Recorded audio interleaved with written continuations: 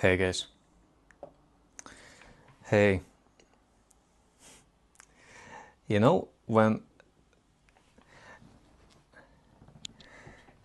I really hope this video is the one that I can show years later and say, hey, this is where the big journey started, yo. That's when I was able to finally install a couple of relatively cheap apps to start filming this stuff when the only camera holder I had started glitching again, so I had to use a simple office iPhone stand to record this video. The perfectionist in me is dying as I'm trying to record this. Honestly, I'm not even sure I want to publish this, because half of me is asking, like, who's gonna be wanting to watch, like, first of all, who's gonna wanna watch you talk at all, and who's gonna wanna watch you talk when you don't have the right gear, and when your mic is, I don't know, so visible right here, and when you don't even have the proper setup, maybe your lighting is off. But even most importantly, like, what is this thing that you really wanted to talk about? Um, it's strange because I feel there is a need to say something, and I'm not exactly sure what is this thing that I want to say.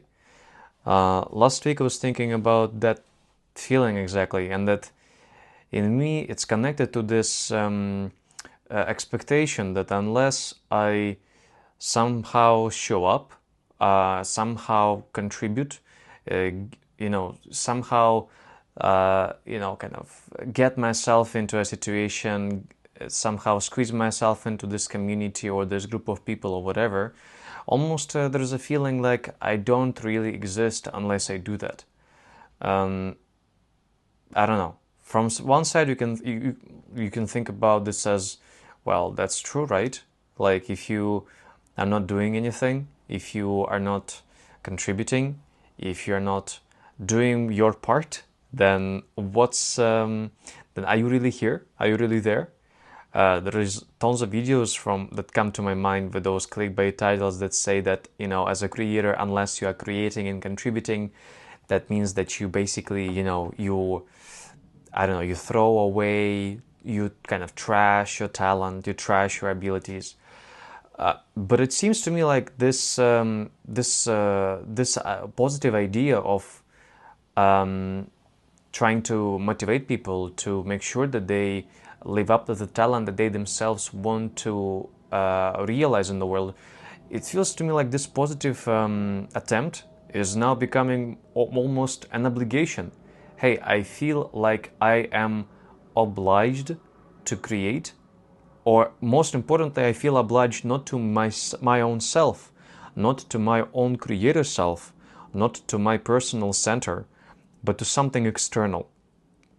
Um, and it's not like I don't want to say that we don't own anything to the external world outside of us, that we don't own anything, we don't owe anything to people in society, our families, our communities, our friends, our partners, or whatever.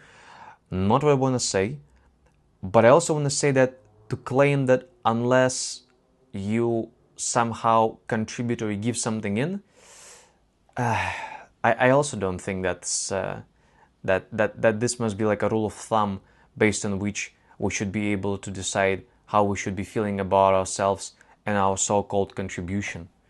I don't know. Maybe I'm just over dramatizing this, because for me personally, I almost feel like unless I do that, I feel I don't really exist. And maybe the reason why I'm trying to fight so hard against this idea now is because I personally take this so close to heart, where I feel that unless I do this, I just don't really exist.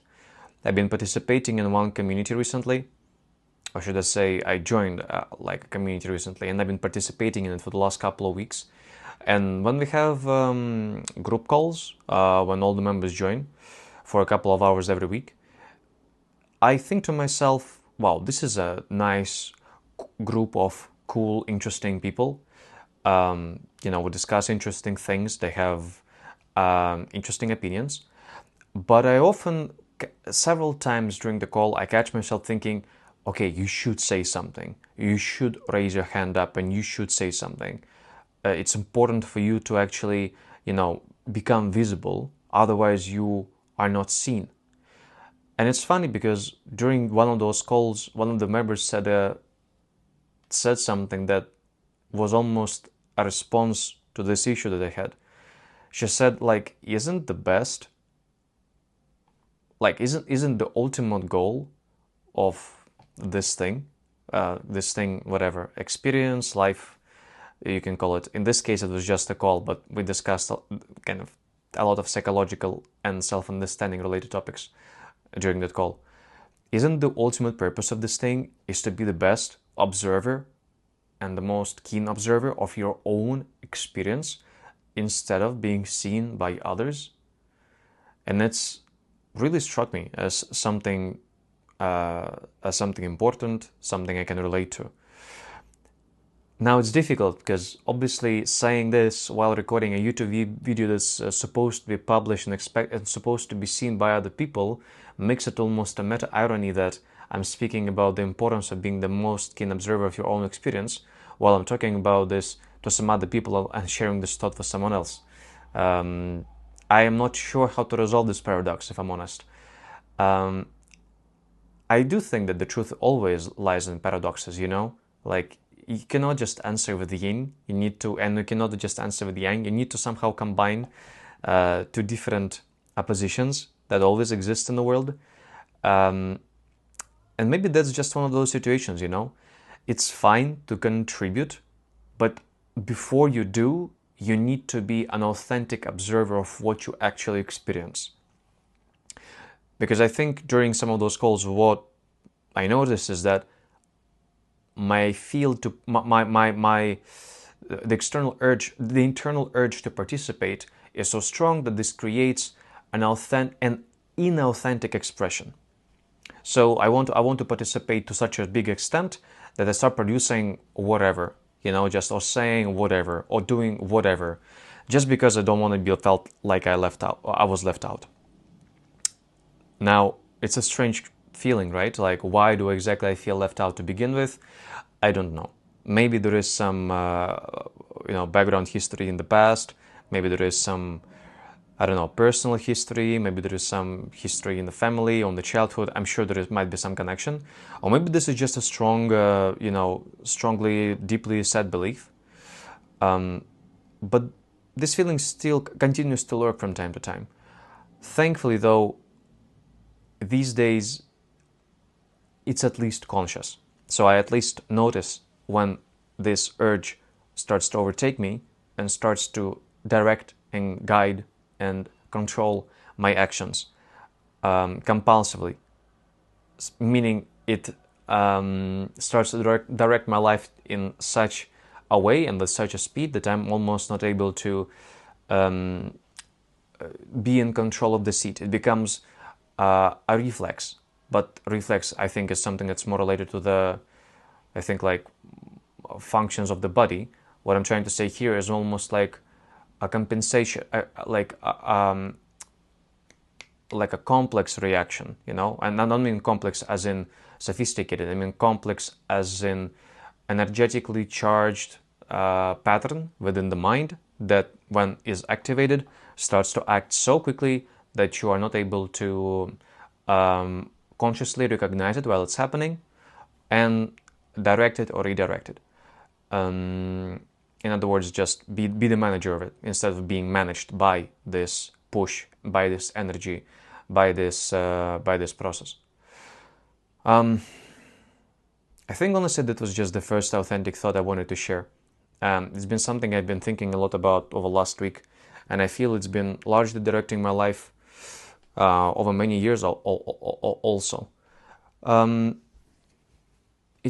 also have to say that it is quite difficult to know when you are authentic or not. I think it's only possible to know this after at some point you've stumbled onto the wall of your own inauthenticity.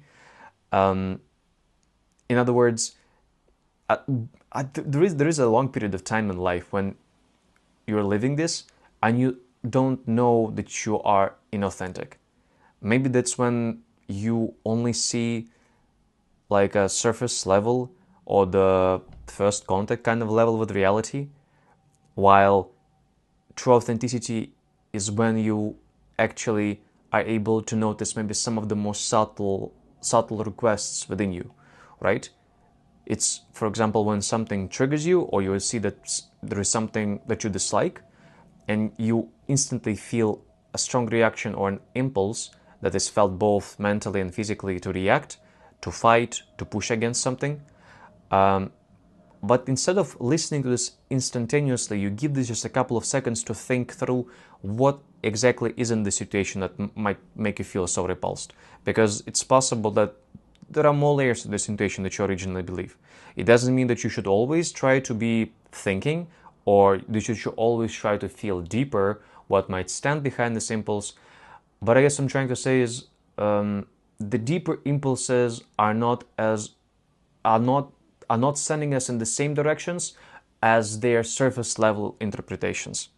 And I think it's very easy to be very busy, very busy with taking a lot of actions, being very active, jumping from place to place, probably like my points in this video. Just jumping from place to place, right? When you don't know where this sound and where this feeling is really coming in from the earth, you're trying to make an action there, an action here, an action over there, and you're hoping that this deeper urge, like almost like an earthly tremor, that it somehow will be satisfied with your, kind of, an endless process of doing something on the surface of your earth, The reality is that there are significant, monumental changes happening somewhere deep within, and to actually listen to them, just as it does with Earth when we want to understand an earthquake or when is the next volcano erupting, I think it's important to deeply listen to what happens there.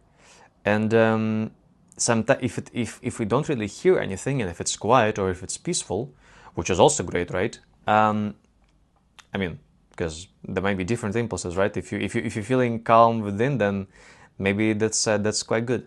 But my point is, as long as I stay with my ear close to the earth, metaphorically speaking, and I try to listen to the deeper impulses inside, and I try to authentically understand what they mean, there is a less need to act, and there feels to be less need to perform, and there also seems to be less of a need to try to bring or contribute to the situation, to the environment, to the conversation, to the group of people.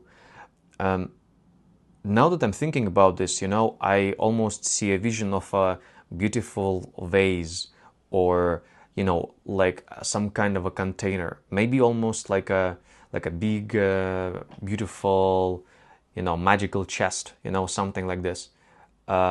In other words, like some sort of a storage, If you're able to find, understand, listen to your deeper impulses, to your authentic feeling, to where the authenticity and authentic feeling takes you next, as ships and boats can feel where the wind is currently moving. Perhaps it's important to become a vessel for containing this impulse within your own self. And the more you're able to do that, the less there is actually a need to be, I guess, trying to compensate your inability to hold it by constantly giving something to other people, whether those are just ideas, thoughts, actions, movements, because you kind of become your own container for this energy. But this statement feels true to me as I speak to it right now, but it wasn't really obvious to me before. I'll probably just start rambling here, stop rambling here, and hopefully continue in the next video. Thanks if you've seen it, put a like on it. Thanks.